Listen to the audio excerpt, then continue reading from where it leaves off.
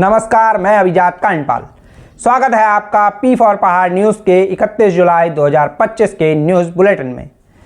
आज की खास खबरें हैं। पंचायतों के 10,915 पदों के लिए शुरू हुई मतगणना। 34,151 प्रत्याशियों के भविष्य का होगा फैसला। जीत के बाद नहीं निकाल पाएंगे जुलूस। हाईकोर्ट ने हरिद्वार के 48 स्टोन क्रशरों को तुरंत बंद करने का दिया आदेश। कहा, इनके बिजली पानी के कनेक्शन भी काटो।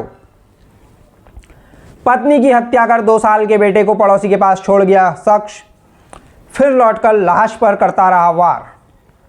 उत्तराखंड में 7 सीटर वाहन में ठूंसे मिले, 20 स्टूडेंट समेत 22 सवारियां। स्वास्थ्य सेवाओं के अभाव में सैन्यकर्मी के 1.5 वर्षीय बेटे की मौत के मामले की जांच करेंगे कुमाऊं कमिश्नर दीपक रावत। अब खबरें विस्तार से। पंचायतों के 10,915 पदों के लिए शुरू हुई मतगणना। 34,151 प्रत्याशियों के भविष्य का होगा फैसला। राज्य में आज सियासी तापमान बढ़ा हुआ है। दरअसल हरिद्वार को छोड़कर उत्तराखंड के अन्य 12 जिलों में 2 चरणों में हुए त्रिस्तरीय पंचायत चुनावों की वोटों की काउंटिंग गुरुवार सुबह 8 बजे से शुरू हो गई है और कुछ ग्राम सभाओं के रिजल्ट सामने आने की खबरें भी हैं। हालांकि बुलेटिन लिखे जाने तक जीते हुए प्रत्याशियों की आधिकारिक सूची नहीं आई है। पंचायतों के कुल 10,915 पदों के लिए शुरू हुई मतगणना से 34,151 प्रत्याशियों के राजनीतिक भविष्य का फैसला होगा। मतगणना के लिए 15,024 कर्मियों और सुरक्षा व्यवस्था के लिए 8,926 सुरक्षा कर्मियों को तैनात किया गया है।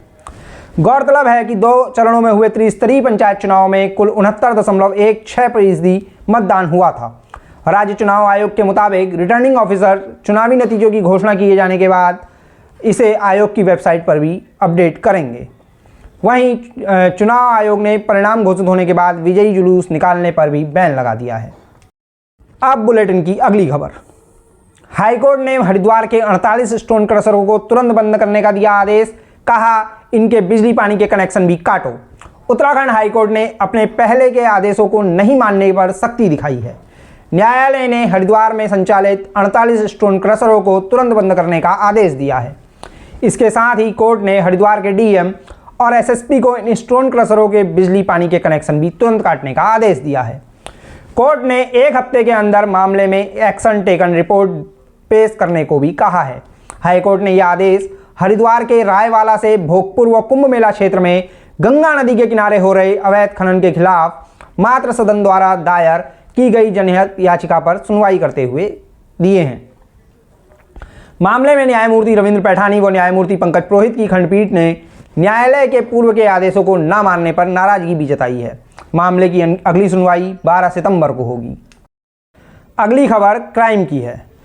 पत्नी की हत्या कर 2 साल के बेटे को पड़ोसी के पास छोड़ गया शख्स, फिर लौटकर लाश पर करता रहा वार। ये सिर्फ खबर नहीं, हमारे समाज की आत्मा पर पड़ा ताजा जख्म है। ये कहानी नहीं, खून से लिखी गई एक दास्तान है। पिथौरागढ़ के एक गांव में जो हुआ वह सिर्फ एक हत्या नहीं, भरों से रिश्ते और इंसानियत की मौत के साथ ही सामाजिक व पारिवारिक ताने बाने की धज्जियां बिखेरने के लिए काफ़ी है। सोचिए, उस 2 साल के बच्चे के मनोविज्ञान पर इसका क्या असर पड़ेगा, जिसके सामने उसकी माँ को उसके ही पिता ने मौत के घाट उतार दिया होगा। ये खबर है पिथौरागढ़ के कानड़ी गांव से।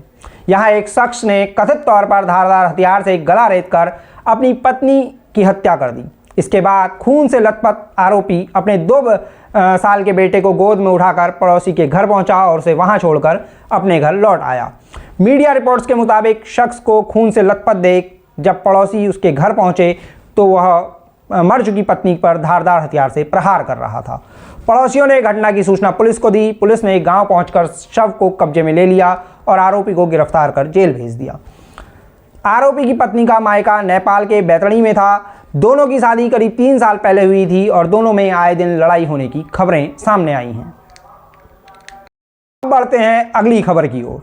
उत्तराखंड में 7 सीटर वाहन में ठूंसे मिले, 20 स्टूडेंट समेत 22 लोग। उत्तराखंड के अल्मोड़ा से एक चौंकाने वाला मामला सामने आया है। यहाँ पुलिस ने 7 सीटर बोलेरो गाड़ी में 20 स्टूडेंट समेत 22 सवारियों को ठूंस कर ले जा रहे ड्राइवर को पकड़ा है।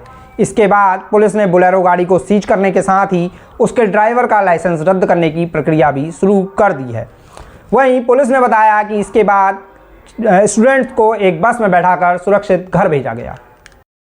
अब बुलेटिन की अंतिम खबर।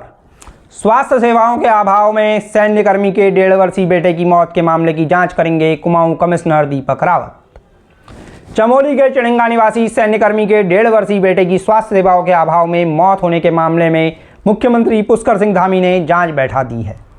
मुख्यमंत्री ने कुमाऊं कमिश्नर दीपक रावत को मामले की तुरंत जांच करने का आदेश दिया है।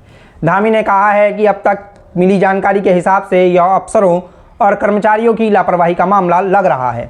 बकौल धामी, इस मामले में अगर किसी भी स्तर पर लापरवाही या उदासीनता मिलेगी तो दोषियों के खिलाफ कार्रवाई की जाएगी।